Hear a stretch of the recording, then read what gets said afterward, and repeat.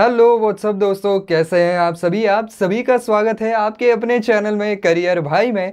दोस्तों, आज हम बात कर रहे हैं कि एक अच्छे इंटीरियर डिज़ाइनर बनने के लिए आपके अंदर कौन से स्किल्स होने चाहिए, या अगर कंपनीज आपको जॉब ऑफर कर रही हैं तो वो कौन से स्किल्स आपसे एक्सपेक्ट करती है।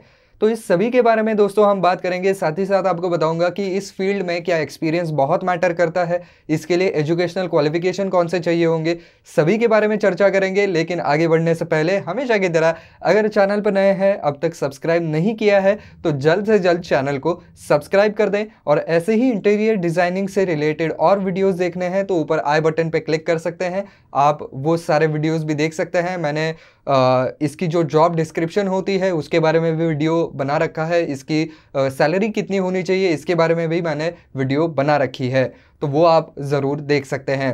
तो चलिए दोस्तों शुरू करते हैं। सबसे पहली बात जो एक स्किल आपके अंदर होना चाहिए वो ये है कि आपको सारे लेआउट जो है वो ठीक ढंग से बनाने आने चाहिए। अब खैर ये तो बेसिक सी बात है, आप अगर इंटीरियर डिज़ाइनर है तो आपके लेआउट अच्छे होने ही चाहिए, आपका डिज़ाइन अच्छा होना ही चाहिए। लेकिन साथ ही साथ मटेरियल की पहचान अच्छी होनी चाहिए कि अगर मेरा ऐसा ऐसा डिज़ाइन है, ये रिक्वायरमेंट्स है कस्टमर की तरफ से, तो इसके लिए मैं किस तरीके के मटेरियल का इस्तेमाल करूं जिसकी वजह से इफ़ेक्ट बिल्कुल बढ़िया आएगा और जो डे टू डे लाइफ में लॉन्ग लास्ट करेगा।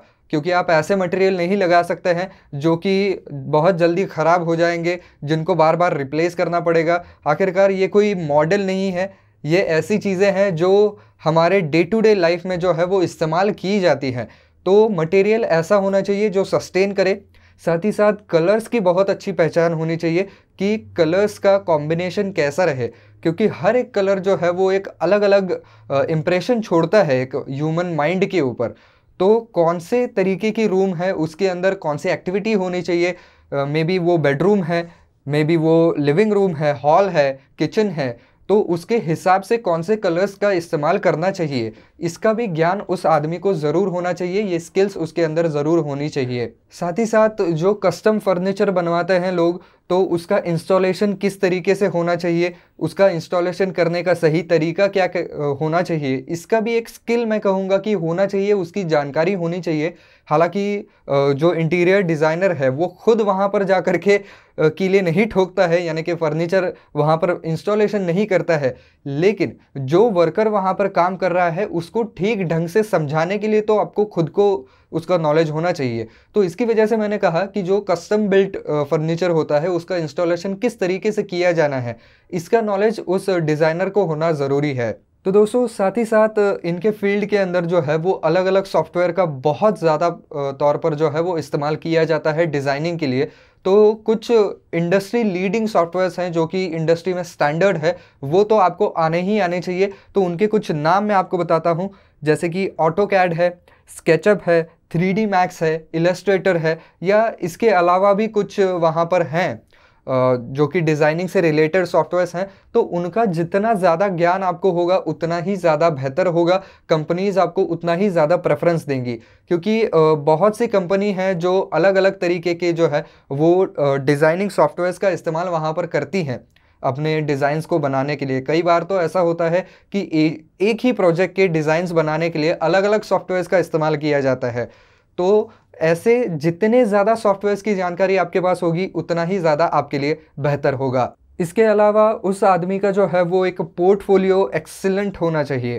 तो पोर्टफोलियो मतलब जो भी उसने पहले काम किया हुआ है, अगर उसने पहले काम किया है तो उसका प्रीवियस वर्क का पूरा डिस्क्रिप्शन वहाँ पर हो, उसकी डिटेल्स हो। अगर वो एक फ्रेशर है तो उसने अपने कॉलेज के दिनों में कौन से प्रोजेक्ट्स किए हैं, कौन से उसके डिज़ाइंस थे, कौन से डिज़ाइंस को क्रिटिकली अक्लेम किया गया है, तो इस सभी की जानकारी होनी चाहिए। एक स्ट्रॉन्ग पोर्टफोलियो उसका होना चाहिए कि देखिए मैंने ये काम किया हुआ है। अगर आपके पास कस्टमर आता है तो उसको दिखाने के लिए आपके पास कुछ होना चाहिए कि देखिए ये मेरा स्ट्रॉन्ग है पोर्टफोलियो, मैंने ये सारे काम किए हुए हैं, ये मेरे डिज़ाइंस हैं, इस तरीके का काम भी मैं कर सकता हूँ, ये मुझे मालूम है, या ये जो सारे सॉफ्टवेयर्स हैं इनकी जानकारी मेरे पास है, ये सॉफ्टवेयर मुझे चलाने आते हैं।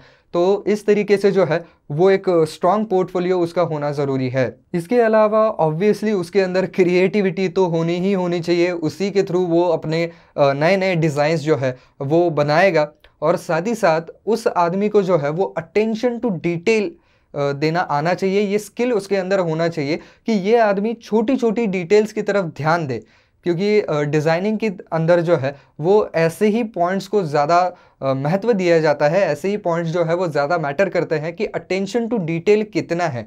कुछ छोटी छोटी चीज़ें होती हैं, मान लीजिए आप अगर कोई फर्नीचर बना रहे हैं, कस्टम बिल्ट फर्नीचर बना रहे हैं, तो कुछ छोटे छोटे फीचर्स होते हैं जिससे कि डे टू डे लाइफ में बहुत बड़ा फ़र्क आ सकता है। उस आदमी को उस फर्नीचर को इस्तेमाल करने का एक्सपीरियंस जो है वो कंप्लीटली बदल सकता है। तो ऐसे कुछ छोटे छोटे जो फाइनर डिटेल्स होते हैं उनके बारे में ज़रूर उस आदमी को सोचना चाहिए और वैसी उसकी थिंकिंग होनी चाहिए। इसके अलावा दोस्तों कम्युनिकेशन स्किल्स अच्छे होने चाहिए। अब आप कहेंगे कि डिज़ाइनिंग और कम्युनिकेशन स्किल्स का आपस में क्या संबंध है, तो नहीं, बहुत ज़्यादा गहरा संबंध है। वो इसलिए क्योंकि अगर उसके कम्युनिकेशन स्किल्स अच्छे होंगे तो सामने वाला उसको क्या बताने की कोशिश कर रहा है, उसका कस्टमर उसको क्या बताने की कोशिश कर रहा है, उसके दिमाग में किस तरीके की थीम चल रही है या किस तरीके का डिज़ाइन उसको एक्सपेक्टेड है, ये डिज़ाइनर ज़्यादा बेहतर तरीके से समझ सकता है। साथ ही साथ अगर उसको कुछ सजेशन देने हैं सामने वाले को कि नहीं ऐसा नहीं, ऐसा करके देखिए, इस मटेरियल की जगह पर उस मटेरियल का इस्तेमाल करके देखिए, तो एक कन्विंसिंग पावर होनी चाहिए या एक इस तरीके से बताना चाहिए कि हाँ मैंने इसके अंदर जो है वो रिसर्च किया है, इसके अंदर मैंने काम किया है, तो मैं ज़्यादा बेहतर तरीके से ये चीज़ को जानता हूँ, मेरे ऊपर विश्वास कीजिए। तो ये सामने वाले को जताने के लिए आपके खुद के कम्युनिकेशन स्किल्स अच्छे होने चाहिए। साथ ही साथ कई बार होता ये है कि ये लोग जो है वो अलग अलग साइट्स के ऊपर जाते हैं, तो वहाँ पर जो वर्कर्स काम करते हैं उनको एक बेहतर ढंग से बताना कि असल में आपको क्या करना है, इस चीज़ को कैसे फिट करना है, तो इसके लिए सरल भाषा में उनको समझाना बहुत ज़्यादा ज़रूरी है। तो यहाँ पर भी कम्युनिकेशन स्किल्स बहुत काम में आते हैं, क्योंकि कई बार वर्कर्स को जो है वो आपकी टेक्निकल लैंग्वेज समझ में नहीं आती है, तो उनको बहुत ही सरल भाषा में आपको बताना होगा कि आप चाहते क्या हैं। तो इसकी वजह से आपके कम्युनिकेशन स्किल्स भी वहाँ पर काम करते हैं।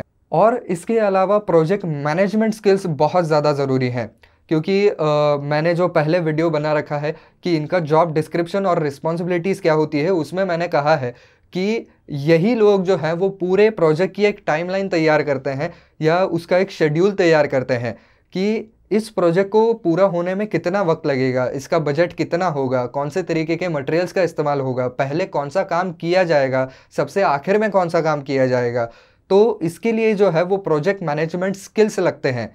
तो ये सब कुछ मैनेज करना, उसका एक शेड्यूल बनाना और बाकायदा शेड्यूल के हिसाब से चलना। अगर कोई चीज़ शेड्यूल के पीछे चल रही है तो कैसे उनको पुश देना है, कहाँ पर ढीला छोड़ना है और कहाँ पर बिल्कुल पकड़ के रखना है कि नहीं ये आज के आज होना ही चाहिए।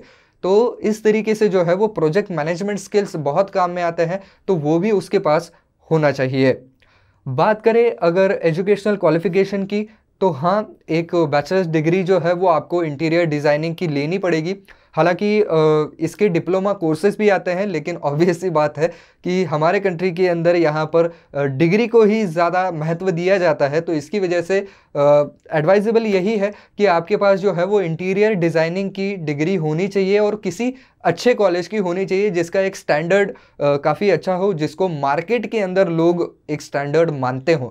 ऐसे कॉलेज की डिग्री होना ज़रूरी है।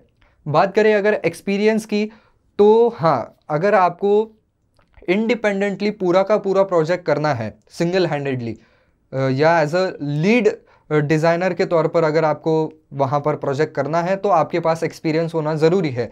क्योंकि आखिरकार लोगों के घर की बात है, वो अपना इंटीरियर ऐसा बनवाना चाहता है जैसा पहले कभी नहीं बना, तो वो बेस्ट ही चाहते हैं। तो कभी भी एक फ्रेशर को डायरेक्टली कोई बड़ा प्रोजेक्ट जो है वो लीड करने के लिए नहीं दिया जाएगा। अगर आप एक फ्रेशर हैं तो आपको किसी कंपनी के अंदर जो है अगर कोई बड़ा डिज़ाइनर है तो उसके साथ काम करना पड़ेगा, उसको असिस्ट करना पड़ेगा कुछ सालों तक, और उसके बाद जो है वो आप आपके खुद के प्रोजेक्ट्स भी ले सकते हैं। तो हाँ, फ्रेशर्स को जो है वो खुद से पहला प्रोजेक्ट जो कोई बड़ा प्रोजेक्ट है उसका लीड नहीं बनाया जाता है, उसको जॉब किसी के अंडर करनी पड़ती है। लेकिन अगर कोई एक्सपीरियंस आदमी है तो उसको जो है वो एज ए लीड के तौर पर भी प्रोजेक्ट मिल सकता है। तो दोस्तों, ये कुछ स्किल्स थे जो कि एक इंटीरियर डिज़ाइनर के अंदर होने चाहिए अगर उसको एक सक्सेसफुल इंटीरियर डिज़ाइनर बनना है तो दोस्तों आई होप ये वीडियो आपको काम का लगा होगा। तो दोस्तों, अगर आपको वीडियो काम का लगा है, इस वीडियो से कुछ वैल्यू आपको मिली है, तो दोस्तों इस वीडियो को लाइक करना बिल्कुल ना भूलें।